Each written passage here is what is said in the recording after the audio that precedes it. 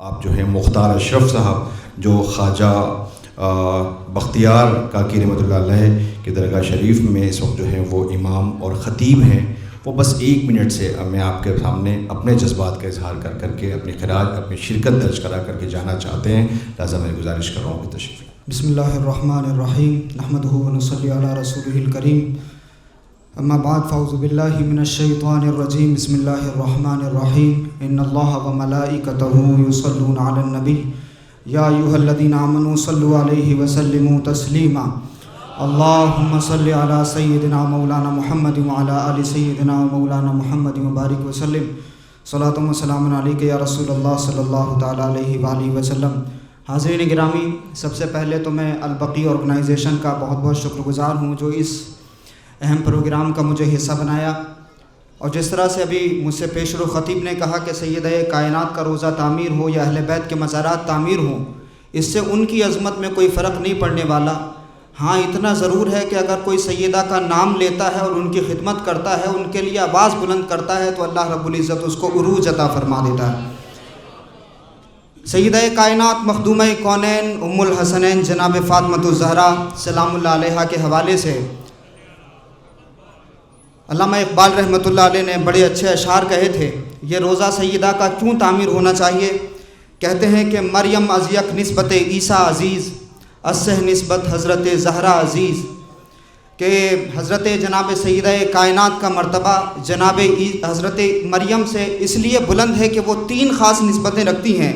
اور وہ تیسری نسبت میں پہلی نسبت یہ ہے نور چشم رحمت للعالمین امام اولین و آخرین۔ پہلی نسبت تو یہ ہے کہ وہ رحمت للعالمین کی آنکھوں کا نور ہیں۔ یہ بات یاد رکھیے کہ اس کائنات کی جان کو رحمت للعالمین کہا جاتا ہے، اور رحمت للعالمین کی جان کو رحمت للعالمین کے گھر کی رحمت کو فاطمۃ الزہرا سلام اللہ علیہا کہا جاتا ہے۔ کہتے ہیں کہ وہ رحمت للعالمین کی آنکھوں کا نور ہیں جو اولین اور آخرین کے امام ہیں، اور انہوں نے کہا کہ بانوے تاجدار حل عطا مرتضیٰ مشکل کشا شیر خدا، کہ ان کی شان یہ ہے کہ وہ تاجدار حل عطا یعنی مولائے کائنات کی بیوی ہیں، جو مرتضیٰ ہیں، جو مشکل کشا ہیں، جو شیر خدا ہیں، اور تیسری شان ان کی یہ ہے کہ مادر مرکز پرکار عشق، مادر قافلہ سالار عشق، کہ عشق کے مرکز کی جو پرکار ہے وہ ان کی ماں ہے، یعنی حضرت امام حسن کی ماں ہے، اور عشق کے قافلے کا جو سپہ سالار امام حسین ہے وہ ان کی ماں ہے۔ اب نتیجے کے طور پر اپنے جذبات کا کچھ اس طرح اظہار کیا اقبال نے، کہتے ہیں کہ رشتہ آئین حق زنجیر پاست، رشتہ آئین حق زنجیر پاست، پاس فرمانے جناب مصطفیٰست، ورنہ گردے تربتش گردی دمی، سجدہا برخا کے او پاشی دمی، کہ میرے پاؤں میں جو ہے شریعت کی زنجیریں پڑی ہوئی ہیں، ورنہ تو اگر شریعت اجازت دیتی تو ساری دنیا خانہ کعبہ کا طواف کرتی ہے، اقبال جناب سیدہ کائنات کی تربت کا طواف کرتا۔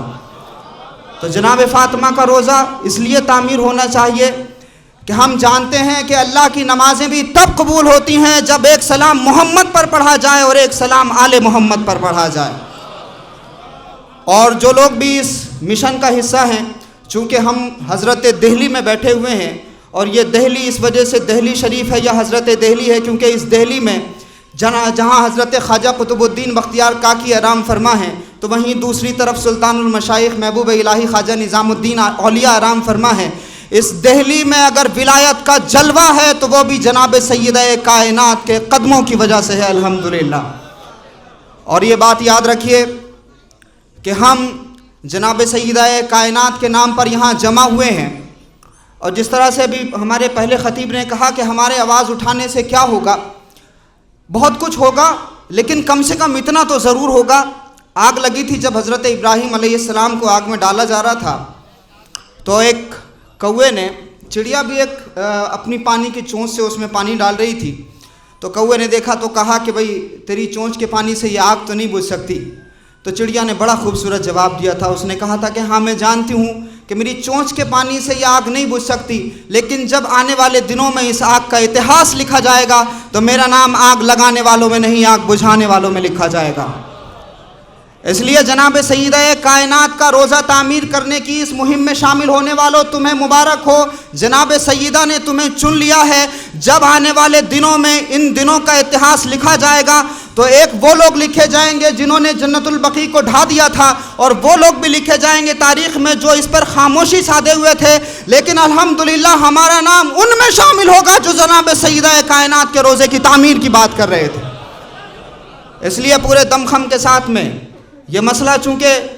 صرف سنی اور شیعہ کا نہیں ہے، یہ انسانیت کا مسئلہ ہے، اسی وجہ سے راج جین صاحب بھی یہاں بیٹھے ہوئے ہیں، حافظ منظور صاحب بھی یہاں بیٹھے ہوئے ہیں، یہاں شیعہ بھی ہے، سنی بھی ہیں، کیونکہ جناب فاطمہ صرف شیعوں کی جاگیر نہیں ہے۔ یہ بات یاد رکھیے، اگر شیعت نام ہے اہل بیت کی محبت کا تو سنیت بھی نام ہے اہل بیت کی محبت کا۔ ہم اس سنی کو سنی نہیں مانتے جو جناب سیدہ کے در پر اپنا سر نہ جھکائے۔ اس لیے میں تمام لوگوں سے یہ اپیل آخری الفاظ میں یہ کہنا چاہوں گا کہ کوئی بھی تحریک اور کوئی بھی نظام تب تک زندہ رہتا ہے یا آگے بڑھتا ہے جب تک اس میں خلوص شامل ہوتا ہے۔ کربلا کے 72 لوگ اس وجہ سے آج تک زندہ ہیں کیونکہ ان کے اندر خلوص تھا۔ کربلا ہمیشہ زندہ رہے گی کیونکہ مخلص لوگ ہمیشہ زندہ رہتے ہیں۔ کربلا والے شہید ہو کر بھی اس لیے زندہ ہیں کیونکہ ان کے دل میں خلوص تھا۔